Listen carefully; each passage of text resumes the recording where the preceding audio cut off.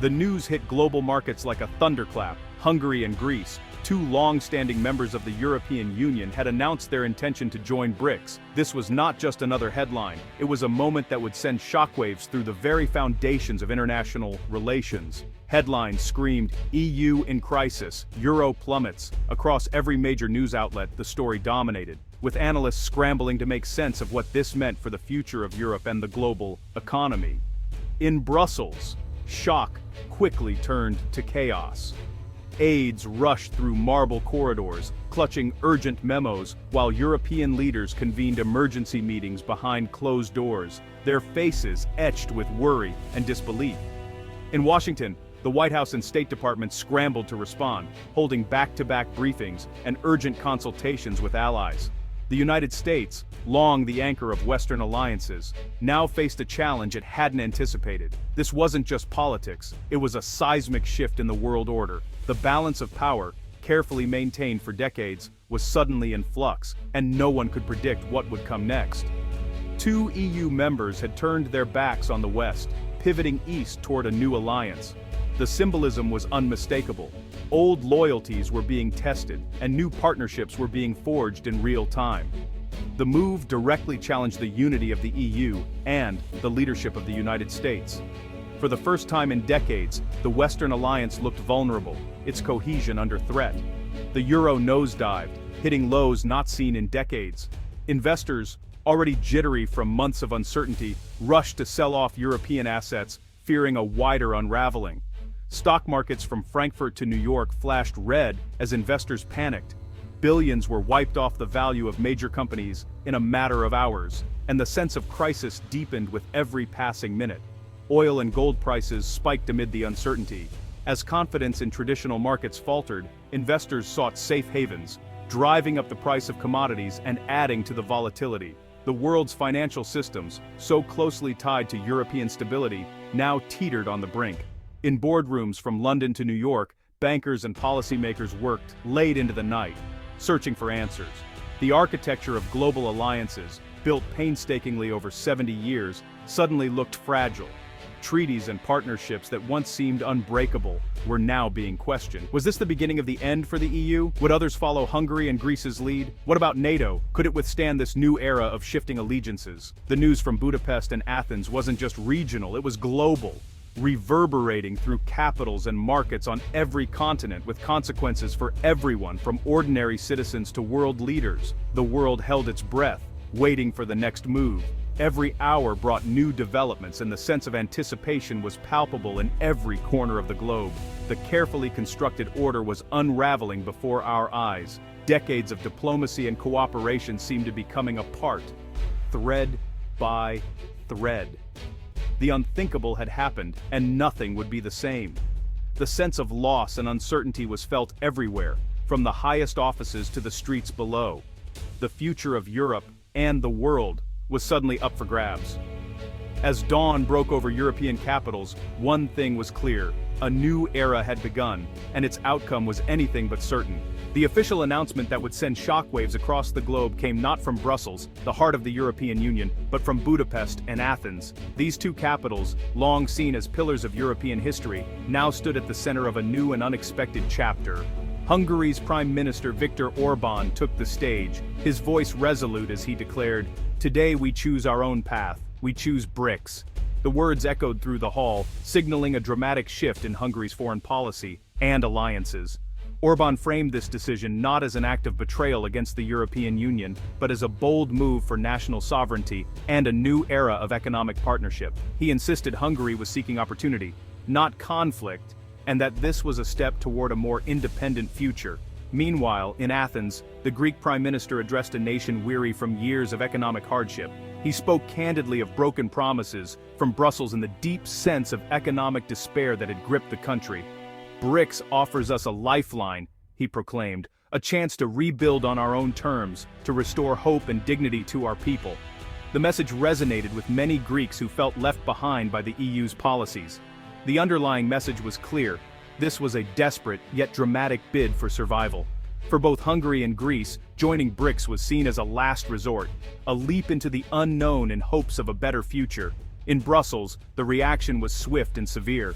European Commission President Ursula von der Leyen appeared visibly shaken as she addressed the press, calling the move a grave mistake and a stab in the back to the European project.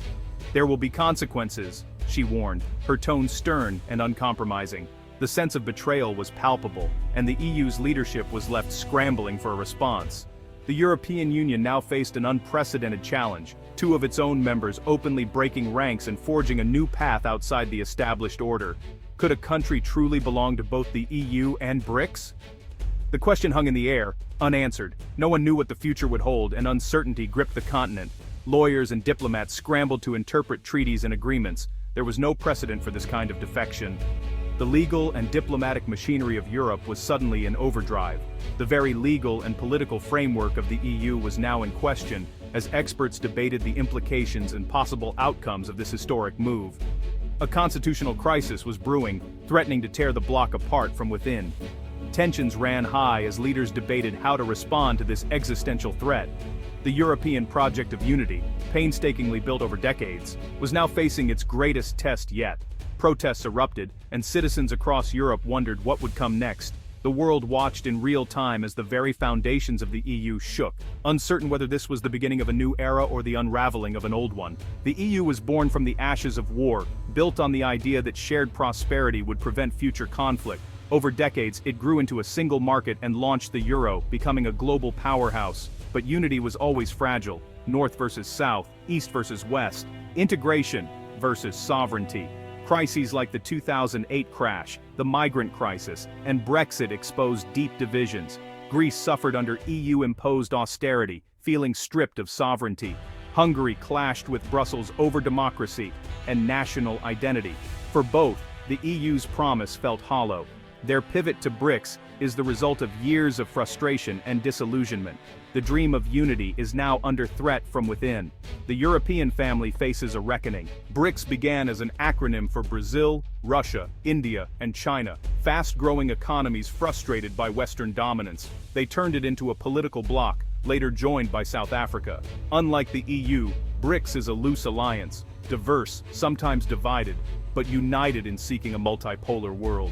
They built their own institutions, the New Development Bank and a financial safety net, offering alternatives to the IMF and World Bank. BRICS appeals to countries tired of Western lectures, promising partnership and respect for sovereignty. For Hungary and Greece, BRICS offers a voice and investment without strings. The group's growing appeal signals a shift in global power. BRICS is no longer just an emerging markets club. It's a challenge to the Western-led order. The allure of a new partnership is reshaping alliances. The world's balance is tilting. The stakes have never been higher. The move is bold, risky, and deeply divisive at home. Economic security and national identity hang in the balance. The future is uncertain, but the old order is already crumbling. Hungary and Greece are betting everything on a new direction. The world is watching. The world's capitals erupted in response. In Brussels, fury and fear dominated. EU officials called it betrayal and weighed harsh responses. Emergency meetings debated legal action and suspending rights. In Washington, the move was a strategic nightmare, threatening both the EU and NATO. This drives a wedge through the heart of our alliances, a US official said. Moscow and Beijing celebrated, hailing the decision as proof of the West's decline. BRICS members welcomed Hungary and Greece, promising investment and partnership. The expansion fundamentally changed BRICS. It now had a foothold inside the West. The global balance of power was shifting, and the competition between great powers had entered a new phase. The West faced a crisis of unity. The East saw opportunity. The world order was being rewritten. The economic fallout was immediate. The euro suffered its worst drop ever. Stock markets plunged across Europe, and the US investors feared a domino effect. Would more EU nations defect? In Athens and Budapest, the streets erupted. Supporters waved BRICS flags, hoping for prosperity. Opponents protested, fearing loss of identity and democracy. Banks saw panicked withdrawals as citizens feared for their savings. In Hungary, mass protests accused Orbán of selling out to Moscow and Beijing. The crisis became personal. National identity and the future were at stake. In Brussels, the EU was paralyzed to punish Hungary and Greece, or risk pushing them further away. Hardliners demanded swift action. Others urged caution. The EU's unity was cracking and the path forward was unclear. The crisis was no longer abstract, it was on the streets, in people's lives. Europe's stability hung by a thread. Experts worldwide offered stark warnings, their voices echoing across newsrooms and policy circles. The shockwaves from recent events have left analysts scrambling to assess the fallout, and the sense of urgency is palpable. Dr. Elena Petrova, a leading political analyst, called it a body blow to the EU, shattering its carefully cultivated image of unity and stability. She emphasized that the psychological impact on both citizens and policymakers cannot be underestimated. The immediate challenge, she noted, is to contain the crisis before it unravels the very fabric of the Union.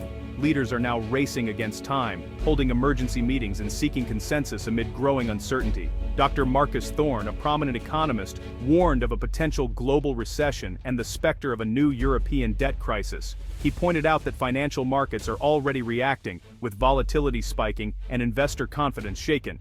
For Hungary and Greece, BRICS investment represents a long-term hope for economic revival.